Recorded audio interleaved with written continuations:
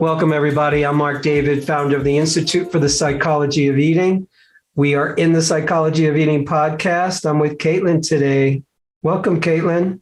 Hi. Hi. So the idea is you get to be my client for 45 minutes to an hour, and we see if we can be of good use to you. So if you could wave your magic wand and get whatever you wanted with food and body, what would that be for you? I would like to have a more confident relationship with what I eat, and not feel so paranoid. How old are you, Caitlin? I'm 25. I'll be 26 in like 2 weeks. So have a more confident relationship with food, not be paranoid about what you eat.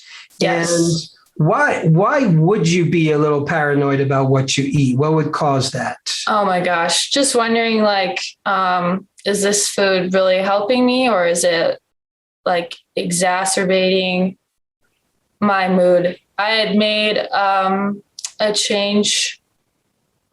pretty major change in what I was eating. I think it was like 2 years ago. I was transitioning off some medications I was on for, some mental health, but I was on them for about 5 years, and it was just, it was for sleep. And I was just wanting to go a more natural route. And so I started considering stepping up my food game, to help with that. And I think, it definitely helped, but I think along the way, I became very, sensitive, or developed some fear of like, oh, what if I eat something that, is just not good for me, and like makes my mood a certain way. Mm-hmm. So would you say your main concern is how food is going to affect your mood? Is it about how it affects your health or your weight? Anything else? I'd say my health. I think I'm realizing now another fear that came up as I started watching some more documentaries about the origin of my food, and saw some things that really freaked me out. So it changed like how I looked at food when I go to the grocery store. And for a while I was like, oh my gosh, can I eat anything? Understood. So you're trying to figure out what to eat that's going to be healthy for you, and what to eat that's not going to negatively impact your mood. Are you still concerned about your sleep, food impacting your sleep? No, my sleep has improved a lot, actually. I think I forgot what I was going to say. Just go ahead. So are you worried about anything else health-wise? Anything specific? No. Yeah. Okay. And are you satisfied with where your weight is at? Yes. Okay. So what do you eat these days? I've been eating actually with kind of like the phases I'm in for my menstrual cycle. So I'm in my ovulation phase right now. I've been eating more salmon, tuna, salads. And also it's the summer. So I've noticed like I like a lot of smoothies. Mm-hmm. Yeah. Do you enjoy how you eat? I do. I love grocery shopping, and I love preparing my food and picking out what I'm going to eat. Mm-hmm. Do you live alone? No, I'm living with my parents right now. Mm-hmm. Do you guys eat together? No. So you prepare your own meals. You're pretty much eating on your own. Yep. Okay. And that's okay for you? Yeah, for now. Mm-hmm. What's are there foods that you wish you could eat, or you want to eat, or you're drawn to eat, but you learn something about them that makes you think, oh my goodness, I better not eat those foods? I'll notice that comes in like, well, no, actually, I love like cakes, cookies, chocolate. And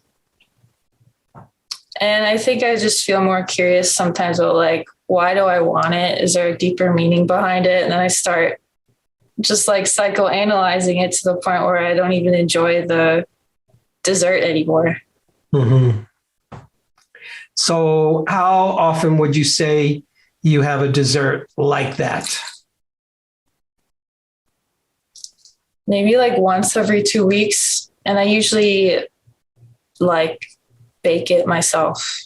Mm-hmm. Okay. So how do you learn about nutrition? Where do you go to? Kind of random. Well, just got out of a relationship. I think it's been like officially a month since that's ended. But he is very like, well, we're both nerds. We are both nerds, I would say. So there was a lot of just like stuff I picked up from him from books he was reading. And then, well, yeah, now that I realize it, like a lot of it was just kind of what he showed me. But prior to that, that was like when I started doing more research. And I think the first book I read was something about like Food for Your Brain by Lisa Moschini. I don't know how to say her last name. And I felt really excited about reading that book. And that was like my introduction into, I don't know what I want to call it, a more healthy food lifestyle. And it was really fun, actually. I started changing like where I went to grocery shop too. So yeah, up until this point, a lot of information has been from that relationship. He also told me about the Institute for the Psychology of Eating. Mm-hmm. All right. I like him. So, it's interesting because as I'm hearing you share, what I'm hearing is a person who has discovered nutrition in a good way and is experimenting with healthy eating and is, in my languaging, being a nutritional explorer. You're trying things out. And to me, this is all good news. I mean, it's all great news because you have a relationship with food that is more evolved. Like, I'm interested in what goes into my body. I'm interested in being healthy. I'm interested in, food affecting my mood in a good way. And so it sounds to me like the one thing that gets in your way, correct me if I'm wrong, is there's just a little bit of worry about, oh, am I doing the right thing right now? Yes. Okay. What if, and I'm being hypothetical, what if there was no right or wrong way? And what if there was only, here's what works for you, here's what works for me, here's what tends to work maybe for a lot of people, but not all. I don't know that I know too many nutritional systems that work for all people always, all the time, because everybody's different. Bodies are different, genetics are different, lifestyle is different, age is different, level of health is different, your season, the climate, all of it. It's all changeable. So what if you were just in this ongoing experiment of, let me try this. Okay, I read this cool book about food for your brain, and I'm going to try certain things and see how I feel. And if I feel better, it means, oh, that experiment seems to work. If you feel worse, the experiment perhaps doesn't work. And if you feel neutral, then not so sure either way. As opposed to, am I going to get it right or wrong? Am I going to fail the test and then be in a bad mood forever?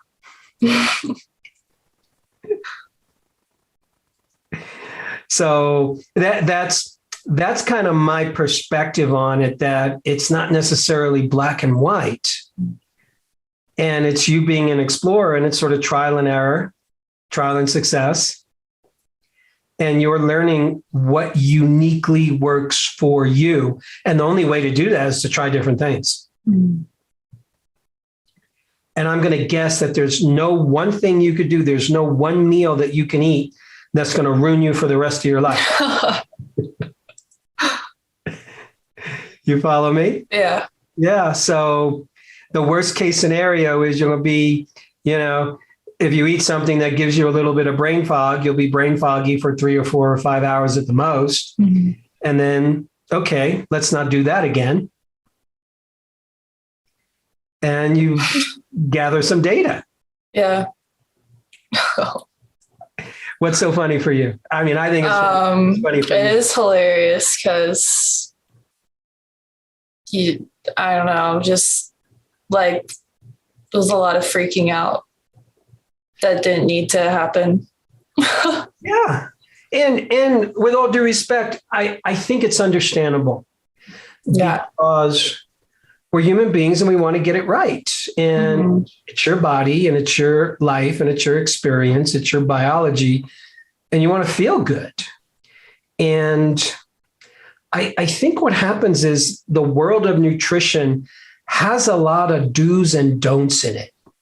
It has a lot of good and bad in it. It has a lot of moralism in it, which kind of goes back to Adam and Eve. The apple was the original bad food. And the guy upstairs tells them, don't eat the apple.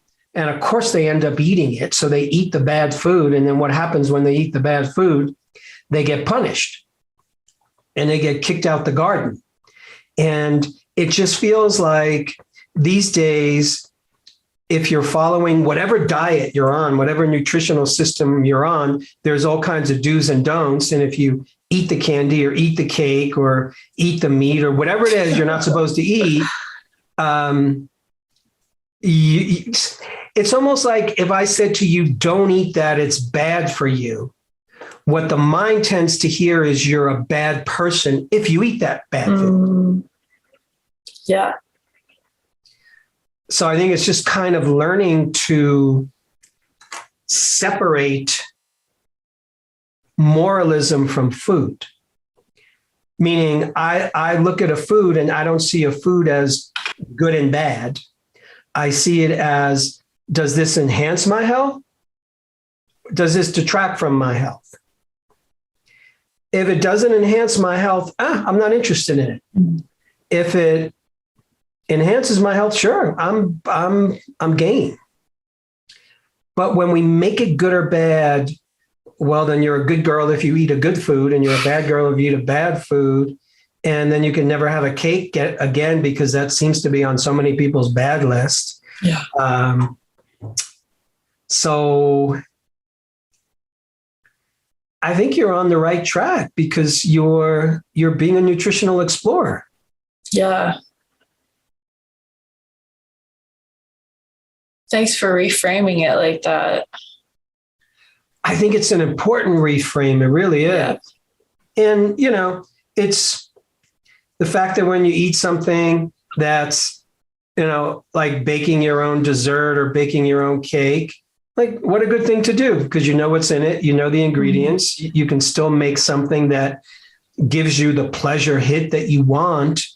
And you're learning, wow, yeah, this could work for me once every couple of weeks or once a week. You're just figuring it out for you and empowering yourself in that exploration as opposed to, am I going to get it right? Am I going to get it wrong?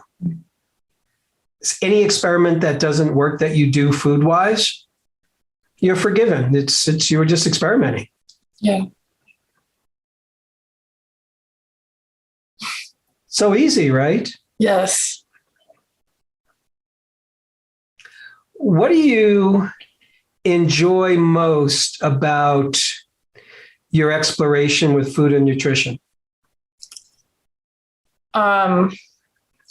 I honestly love the whole, like going out to the store and I look at everything and I just notice how I feel. And I just kind of pay attention to like what's catching my eye. And I think about, okay, what could I end up making with this? So I really like that whole process of just going into the store knowing, all right, this is my budget. This is how much I'll go for. And then sometimes I make a list, but I just recently I've just dropped that whole making a list thing, and I just go with a number. This is how much I'm cool spending. Yes. And then end up getting cool things that I was excited about, and then putting it away, organizing it. That's fun. And then just thinking about, all right, what can I assemble with this? And then the whole process of assembling it. And then also, seeing how it plays into where I'm at, like in my different phases that I go through for my menstrual cycle. Cause it's the whole, I'm not, it's 5 days that I have the cycle, but then there's stuff leading up to that throughout the whole month.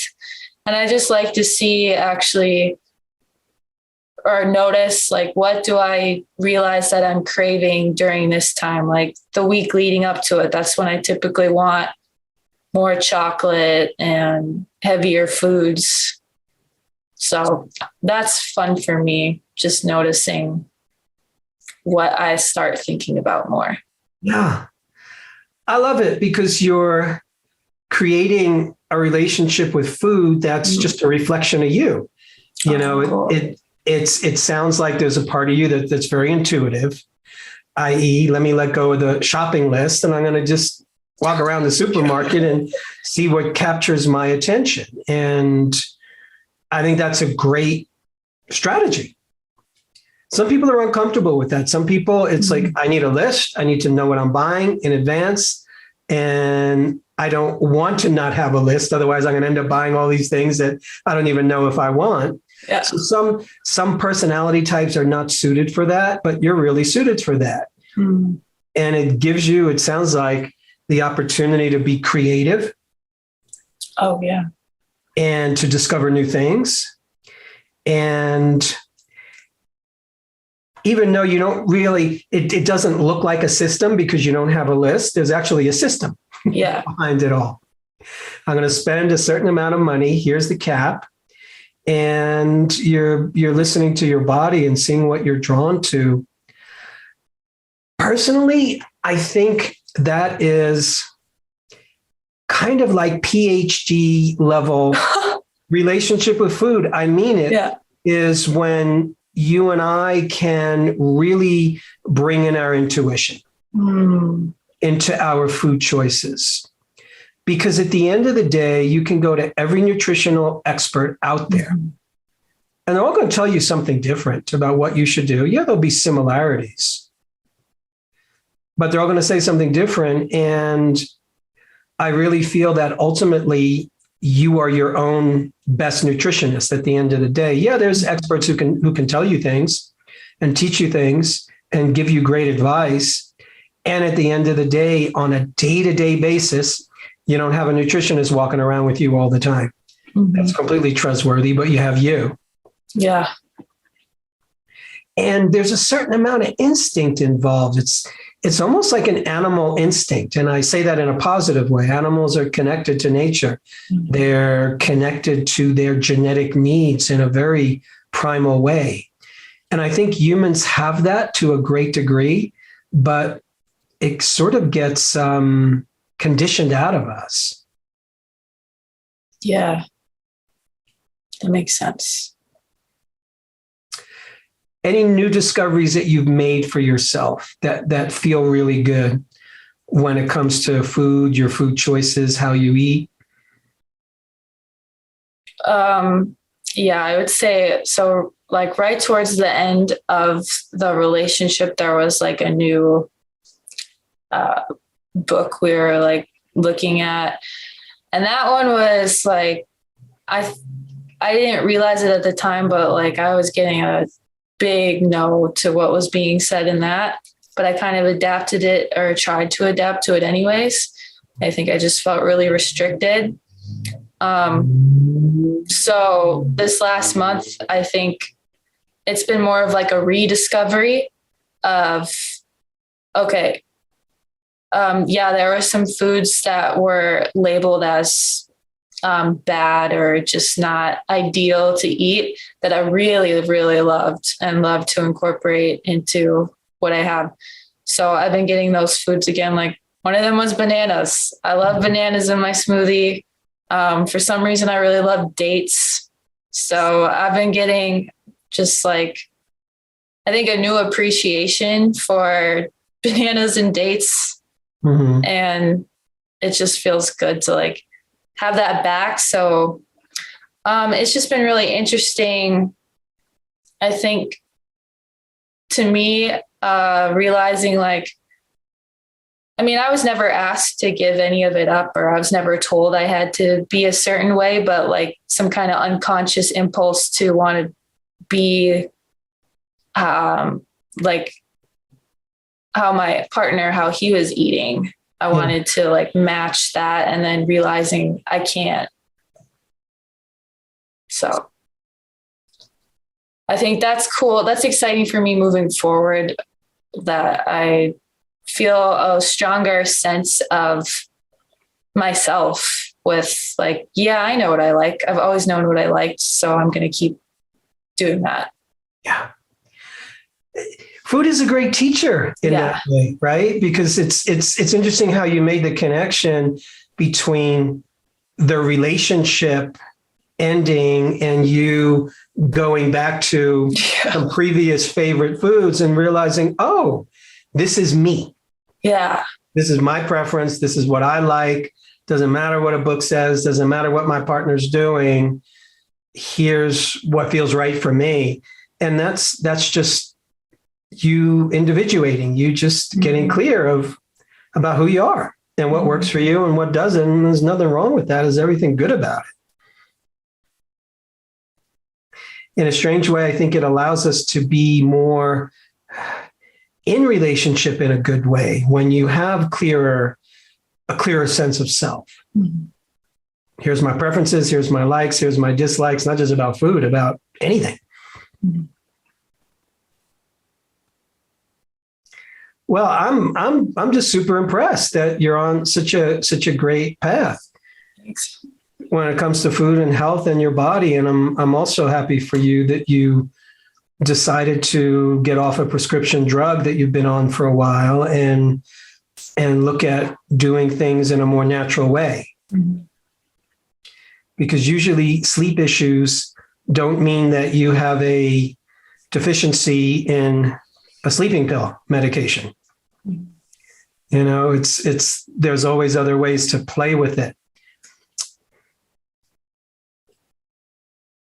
Yeah. What are you taking away from the conversation so far, Caitlin? What's the highlights for you?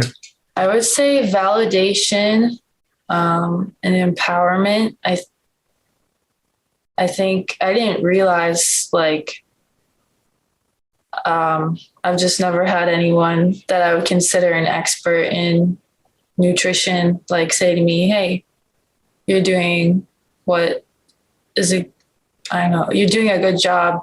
And that I know I didn't like need anyone to say that because I'm still going to eat food, but I think it's just really helpful after this long journey, because my curiosity about nutrition actually started when I was 14 and I was always wanting to learn, but I didn't know like really how to ask for it or where to look. And I remember even when I was in college, I saw like the nutritionist on campus. And I just remember not really feeling fully satisfied after visiting her. I think maybe then I was wanting to like lose weight or something. I felt insecure about where my body weight was, but that was also like, I see how now that was connected to the meds I was on too, because those had me gain weight. And I just felt, I couldn't articulate it then, but I just felt like I wasn't myself on those medications. I felt very like zombie-like, just confused and fogged.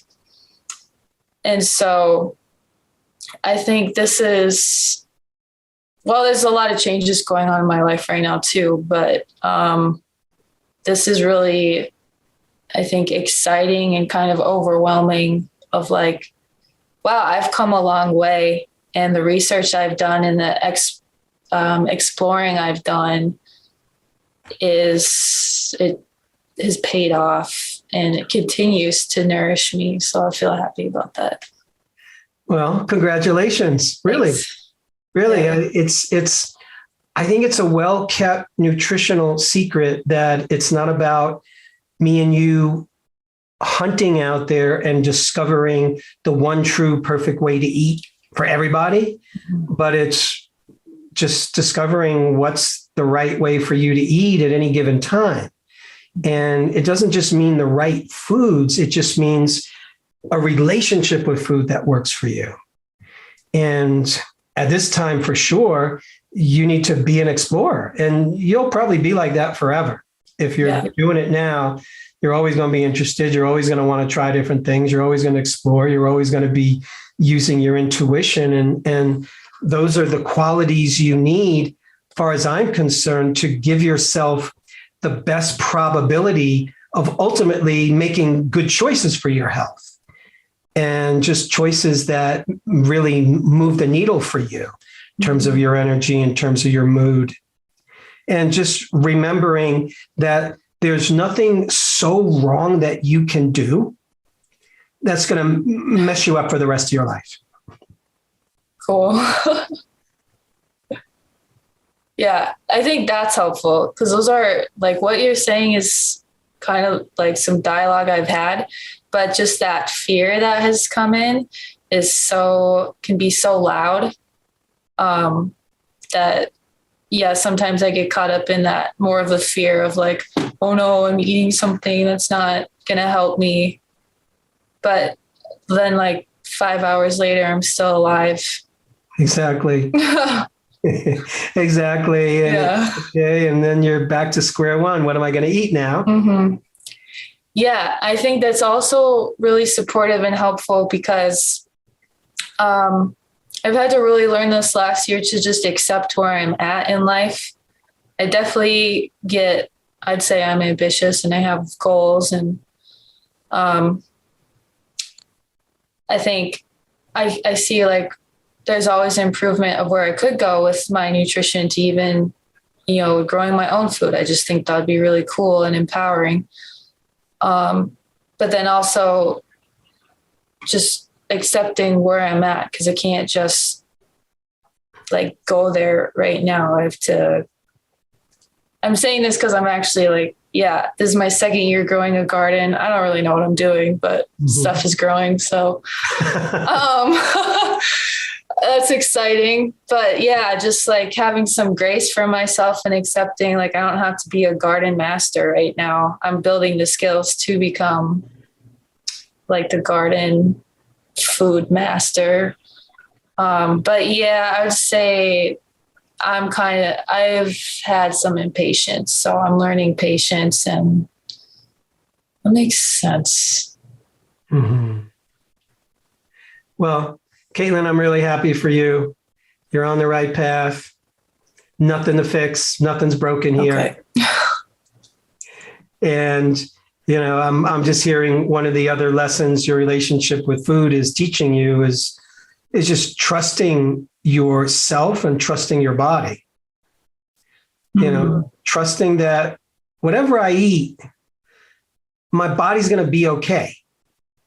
Even if I'm allergic to something, even if you got food poisoning because you went out to a restaurant and got something bad, it's just trusting your body. You're here, your body's gotten you this far, and trusting yourself that, I'm going to make the best decisions I can for myself. And when I make a decision that didn't work for me, I'm not going to self-attack. I'm not going to self-reject. Mm-hmm. I'm just going to go, okay, that didn't work. Let's not do that again. Mm-hmm.